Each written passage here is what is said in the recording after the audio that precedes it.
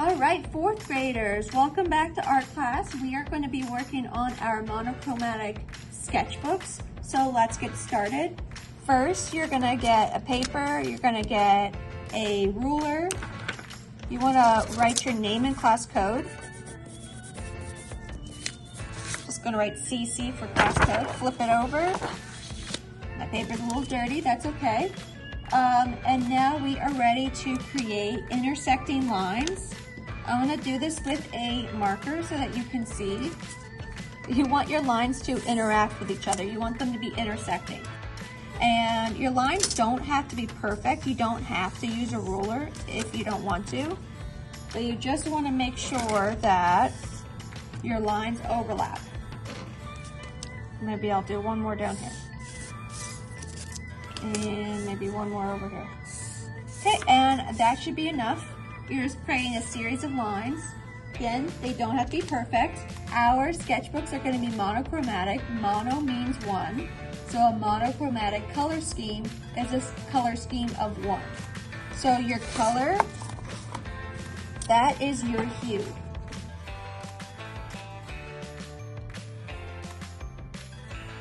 So all you really need is your hue, your main color. Then you need black to make your shades. And then you need white for your tints. So the lightest color value. So first, I'm gonna take some white, scoop it up over here.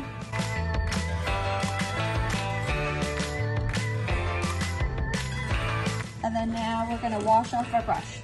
Okay, the next thing you're gonna do is you're gonna scoop up some of this. So pretend like your paintbrush is a spoon and you're scooping it up. So now we're gonna scoop some up over here.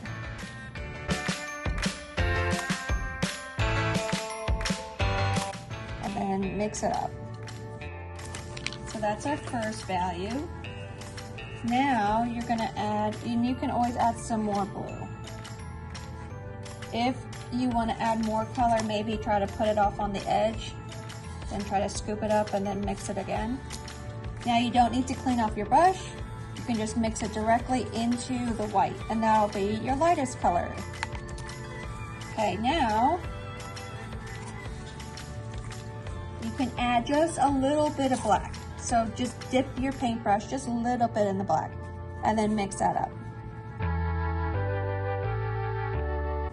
Now we're gonna scoop up some black over here and clean off your brush and then scoop up some of this and then mix it with the black. And now you have your different color values.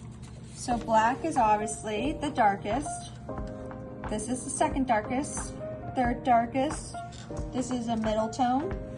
Then we have our color, our main hue, and then our tint.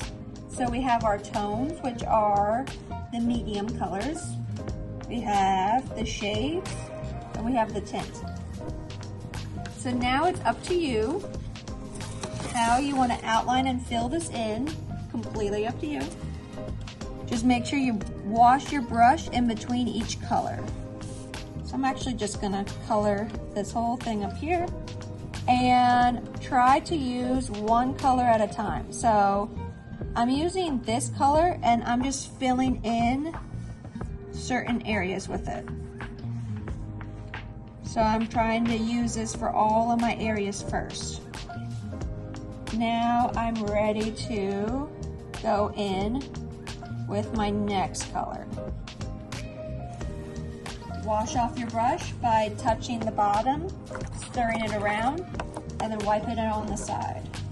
So now I will go in with one of my middle colors, one of my tones.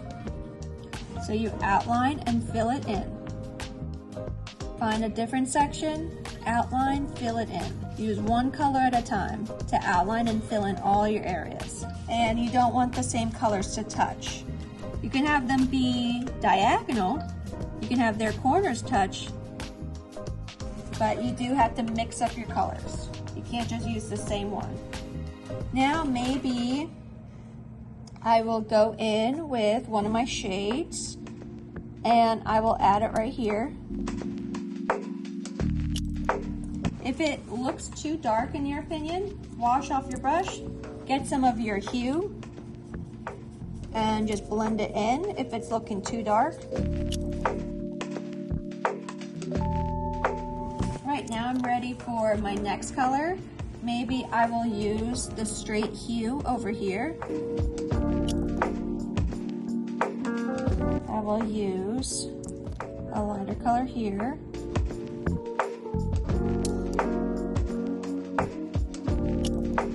Maybe blend some of one of my shades into here, just to make it look a little different. You gotta have that contrast. Maybe I'll go in with one of my darker colors here. So if you make a mistake, you can always go back over your colors like I just did. And you outline and then you fill it in. This color, it's a little bit transparent. So I'm going to just add another layer to it.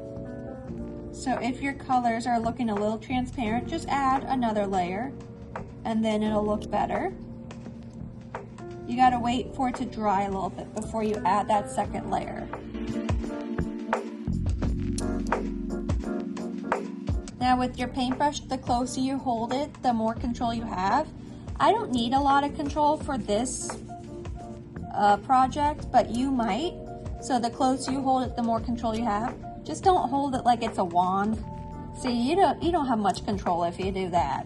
You gotta have some control over your brush. Now I'm gonna go back over this area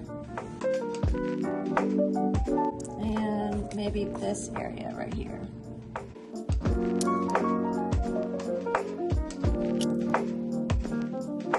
So I'm making sure my color values make sense. This one looks almost white, so I'm trying to make one that's a little bit darker.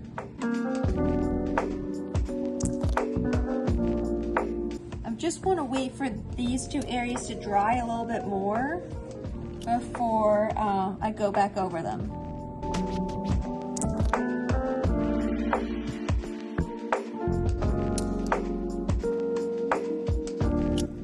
Boys and girls, now that is it. If you need help mixing your colors, I definitely can help you. It's not easy, but this is a good skill to have. You got to be able to mix up your colors to create multiple color values. Okay, but that concludes this. The next step of this project is we will be drawing our names on regular paper and using markers, colored pencils, whatever you want to use. And we're going to combine this once this dries.